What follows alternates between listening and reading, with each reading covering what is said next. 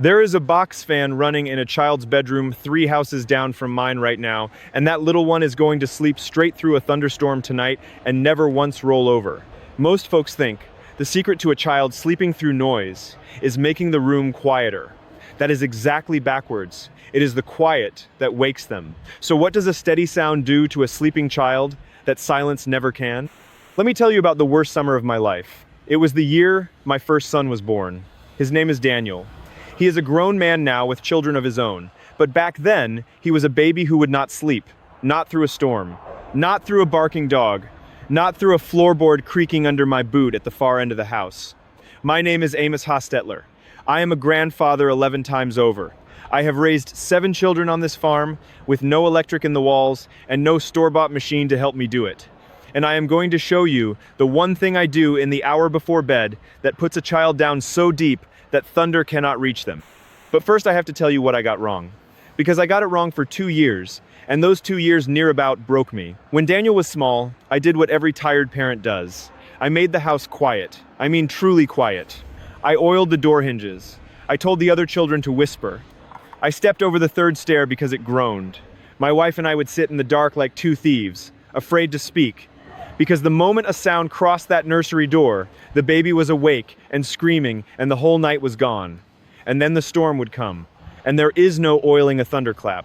That boy would come up out of sleep like he had been dunked in the creek, and there was nothing I could do but walk the floor with him until the sun came up. I thought I was a poor father. I was wrong. The child was fine, and I was the one making it worse, every single night, with the very thing I thought was helping, the silence. Quick word before I go further. The old methods my family uses, there is more of it than fits in any one video. I gathered the whole of it into a book you can buy in our pinned comment below. The book is the long version. If you want it, it is there. I will not mention it again. Now here is what changed. It was my own father who set me straight. He came to visit that summer and watched me tiptoe around my own house like a man walking on ice. And he laughed at me, not unkind, but he laughed. He said, "Amos, you are trying to build a wall of quiet around that boy, and every sound that gets through knocks it down. Stop building the wall. Build a floor of sound instead, something steady, something that never stops. And let the boy sleep on top of it." I did not understand him, not that night. But I did what he told me, because he had raised 9 of us, and we all slept fine. And the very first night I tried it, my son slept 7 hours straight, through a dogfight in the yard. I stood in the doorway, near to weeping, and I have not forgotten it in 40 years.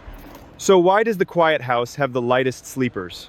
Why does a baby wake at a whisper, but sleep clean through a fan? The answer is the whole thing.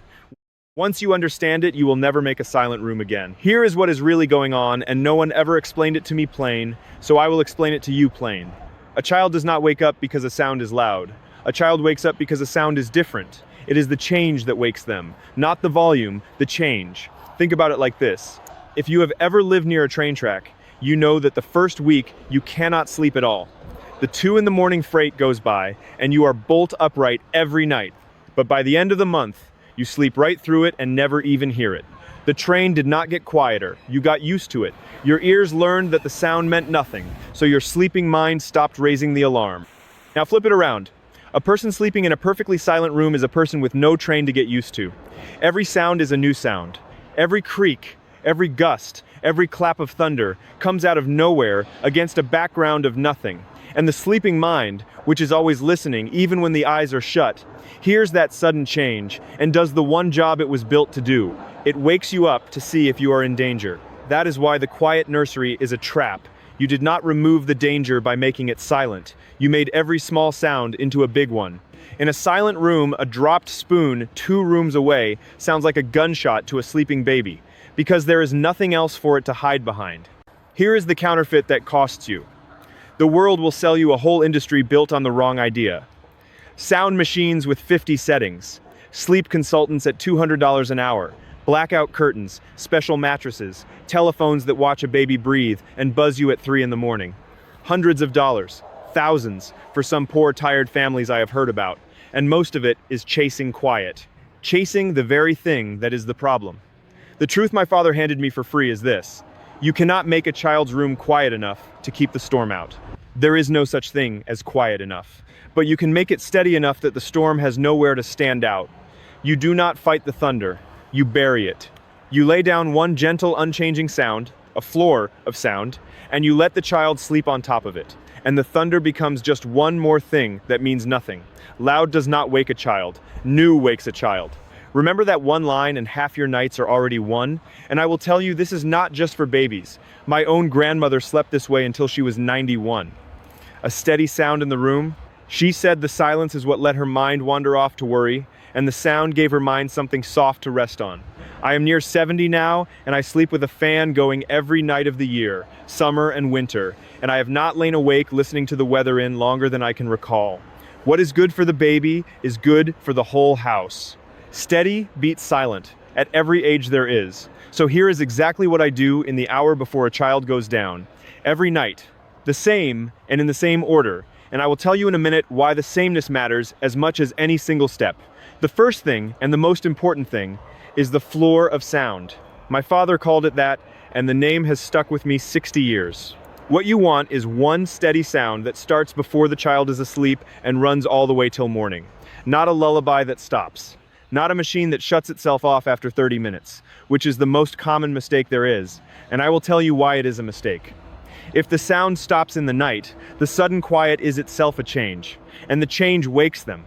A sound that quits at midnight is worse than no sound at all. So whatever you use, it must run the whole night through, sundown to sunup, without a break. For most of you, the simplest thing on earth will do it.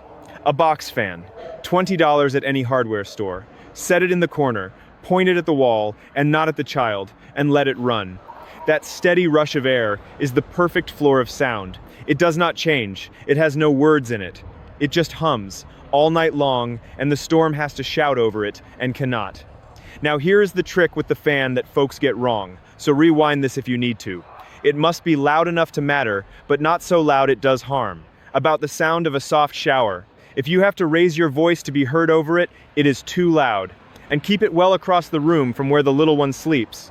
At least the length of a grown man laid down between the fan and the bed. A steady sound too close to a baby's ear, all night, every night, can wear on the hearing over the years. So across the room, running soft, all night. That is the rule. We do not have electric here, so I use a small battery fan. And for the coldest months, a cousin brought me a little wind-up box from town that makes the sound of falling rain. But you, with your outlets in the wall, have the easiest job of all. A box fan and a corner. That is the whole first step, and it is 9/10 of the battle. The second thing I do, and this is where the hour before bed truly begins, is the warm bath. About an hour before I want that child asleep, into the warm water they go. Now most folks think the bath works because it is soothing, and it is. But that is not the real reason it puts a child down. Here is the real reason, and it surprised me when I first learned it. It is not the warming that makes them sleepy. It is the cooling that comes after. When you take a child up out of a warm bath into a cool room, their small body sheds that heat fast, and that quick drop in warmth is the very same signal the body sends itself every evening to say the day is over and it is time to sleep. The bath does not make them tired. The bath makes their body believe the sun has gone down. So the water should be good and warm, about the warmth you would want for your own tired hands, and they should soak a good 10 minutes. And then up and out they come, into a room that is not too warm. That drop is the trigger. An hour before bed, not right at bedtime. So the cooling has the time it needs to do its quiet work. The third thing is the light. And this one is simple, but folks skip right over it. In that last hour, you bring the light down low. No bright lamp glaring overhead in a child's face while you brush their teeth. And then you wonder why they are wide awake. Bright light tells the body it is still the middle of the day. Plain as that. So in the last hour, one small warm lamp in the corner, turned as low as you can and still see by it. We use oil lamps here, and they are just right for it. A soft yellow light the color of a sunset. You are not only dimming the room, you are telling that child's body that the day is finished and the night has come. Let the light go down the way the sun goes down, slow. The fourth thing is the room itself. Keep it cool. A cool room and a warm child under a good blanket is the exact arrangement the body wants for sleep. About the coolness, where a grown person would want a light sweater. If the room is warm and close and stuffy, the body cannot shed its heat, and we just learned that shedding heat is the very signal we are trying so hard to send. So crack the window if the night is mild. Let the room be cool. Warm child, cool room. That is the pairing, and once you have it right, You will wonder how you ever slept any other way. And the fifth thing, which is the quiet secret that ties all the rest together, is the sameness. The same steps, in the same order, every single night. Bath, then the lamp low, then a story or a song, then into bed with the fan already running, then a kiss, then the door. Always that order, never changing it. Here is why. A small child cannot tell time. They do not know it is 8 o'clock. But they can learn an order the way they learn a path through the woods. When the steps come in the same order every night, each one tells the child what is coming next. And by the time you reach the bed, their body is already halfway to sleep. Because it has walked this path 100 times and it knows exactly where it ends. The sameness is the sedative. It is not the bath or the song that does the work. It is that they always come in the same order. So change nothing. Boring is what you are after. Boring is the whole goal. Now let me stand back and tell you why any of this matters more than just one good night. A child who sleeps is only the half of what you are buying with this 1 hour of work. The other half is the parents. I have watched young mothers and fathers in my own family come apart at the seams over a child who would not sleep. Short tempers, hard words between a husband and a wife who love each other dearly but have not had a full night's rest in a year. A tired parent is not a good parent, and not because they do not try. It is because there is only so much a body can give on no sleep. When the child finally sleeps through, it is not just the child you have saved. It is the whole house. It is the marriage. It is the patience you have left over for the daylight hours, for all the other little ones who need you too. And there is the child's own growing to think of. It is in the deep part of the night, the very part a storm can steal, that a young body does its real work of growing, and a young mind sorts out everything it learned that day. A child who is woken again and again never reaches that deep water. A child who sleeps on a steady floor of sound sinks down into it every night and comes up in the morning ready for the world. So you are not only buying yourself a quiet night, you are building that child one deep sleep at a time. That is no small thing. That is about the biggest thing there is. Here is the hard truth my father knew that I did not. And it is the whole point of everything I have told you. You cannot protect a child by walling out the world. The world is loud. Storms come. Dogs bark. Doors slam and wagons pass, and thunder rolls across the hills whether you will it or no. You will wear yourself down to nothing trying to hold all of it back, and you will fail because it simply cannot be done. What you can do is teach that child to sleep straight through it, not by making the world quiet, by making their own small corner of it steady. That is the whole difference between a parent fighting the night and a parent at peace with it. And it took me 2 hard years and my own father laughing at me in my own kitchen to learn it. So, here is what I want you to do tonight. You do not need to buy a single thing you do not already have. Turn on a fan in the corner of that child's room, point it at the wall, running soft, and leave it running clear till morning. An hour before bed, a warm bath, and then up and out into a cool room. Bring the lights down low, 1 lamp, warm and dim. Then the same few steps in the same order you always use, and into bed with that fan already humming away.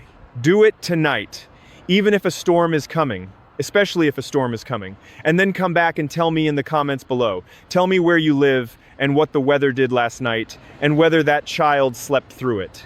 I read every single one. I want to know if the fan did for your little one what it did for my Daniel 40 years ago in this very farmhouse. Next time, I am going to show you the thing my grandmother did for a baby that would not stop crying in the night. The truly little ones. The colicky ones that no fan on earth will help. Because their trouble is not in their ears at all, it is down in their belly. She had a way with a warm cloth and one plain thing from the kitchen cupboard, and it settled every colicky baby she ever held in under 10 minutes. And I have used it on my own grandchildren and watched it work like a small miracle.